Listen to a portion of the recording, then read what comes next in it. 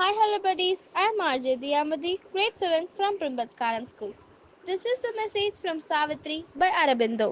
For these she yearns and feels them destined hers. Heaven's privilege she claims as her own right.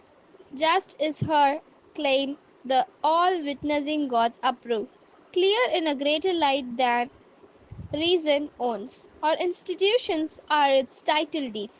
Our souls accept what our blind thoughts refuse. Thank you. Bye. Hello buddies, நான் உங்க RJ Diya grade 6 from Primbats Garden School. Today's Karmayogi Appa message is vital is furious is pressed to aspire beyond the point of exhaustion and has varieties of responses. First, it loses energy and goes limp. Another response is to find its environment by unhelpful or hostile. A stronger response is to disrupt the work or impede the health. Thank you. Bye.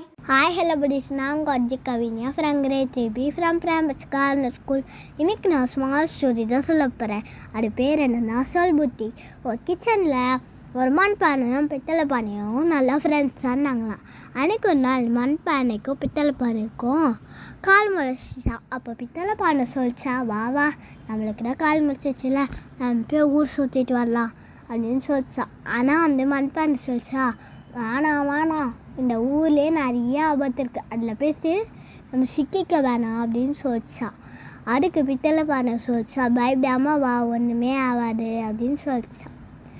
அதனால் மண்பானையும் பித்தளை பானையும் கொஞ்ச நாள் ஓடி போயிட்டு சுற்றி பார்த்துட்டு விளாட்டுனாங்க. அப்போ வந்து ஃபாஸ்ட்டாக வந்து மழை பெஞ்சுதான். அப்போ காற்றடிச்சதால 2 பேருமே ஓடிட்டு இருந்தாங்க. அப்போ வந்து ரொம்ப காற்றடிச்சதுனால பித்தளை பானை மண்பானையை ஒரு இடிச்சிச்சான். மண்பானை சுக்குநூறாக வஞ்சி போயிடுச்சான். மண்பானை சுயமாக வச்சுருந்தா அந்த மாதிரி ஆயிருக்குமா? இல்லைன்னு என்ன தெரிஞ்சுக்கிட்டீங்க ஃப்ரெண்ட்ஸ்? சொல் புத்தியை விட சுய புத்தி தான் நம்மளுக்கு அதிகமாக வேணும். தேங்க்யூ, பாய். அனைவருக்கும் வணக்கம். நான் கற்பகம் ராஜேஷ், பிரைம்பட்ஸ் கார்டன் பள்ளியிலேருந்து பேசுகிறேன். இன்றைக்கி நம்ம ஒரு குட்டி கதை கேட்கலாம். ஒரு ஸ்கூலில் ஒரு டீச்சர் ஒரு பசங்களுக்கு ஒரு 4 பசங்களுக்கு ஒரு ப்ராஜெக்ட் கொடுக்குறாங்க. அதாவது உங்களுக்கு ஆசையான ரொம்ப பிடித்தமான ஒரு பொருள், அன்பாக இருக்க பொருளாக இருந்தால் ஏதாவது எடுத்துகிட்டு வாங்க அப்படின்னு சொல்கிறாங்க. அப்போது அதில் அடுத்த நாள் ஒரு பொண்ணு ஒரு பூ கொண்டு வரா, இன்னொருத்தி ஒரு பட்டாம்பூச்சி ஒன்று பிடிச்சி ஒரு பெரிய பாட்டிலில் போட்டு எடுத்துகிட்டு வந்திருக்கா.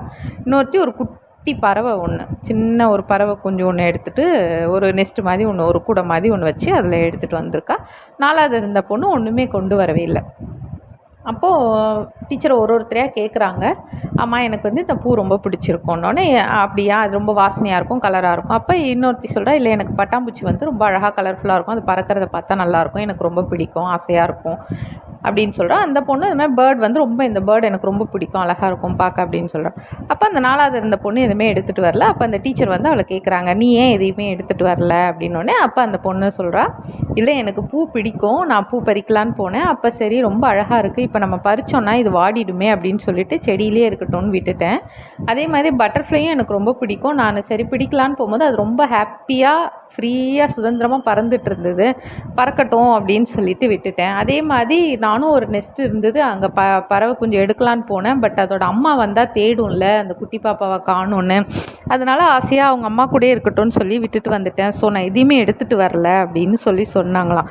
அப்போது அந்த டீச்சருக்கு ரொம்ப ஹாப்பியாகிடுச்சான். அப்போ அந்த மற்ற பிள்ளைங்களுக்கு சொன்னாங்களாம், நம்ம இன்னொருத்தவங்க மேலே அன்பு ஆசை அப்படிங்கிறது அதை நம்மக்கிட்டேயே வச்சுக்கணும் அப்படின்னு இல்லை, அவங்கள சுதந்திரமாக அவங்களோட வழியிலே விட்டு கூட நம்ம அந்த அன்பை பரிமாறிக்கலாம் அப்படின்னு பசங்களுக்கு சொன்னாங்களாம். ஸோ அன்பாய் இருப்போம், அனைவரிடமும் அன்பாய் பழகுவோம்.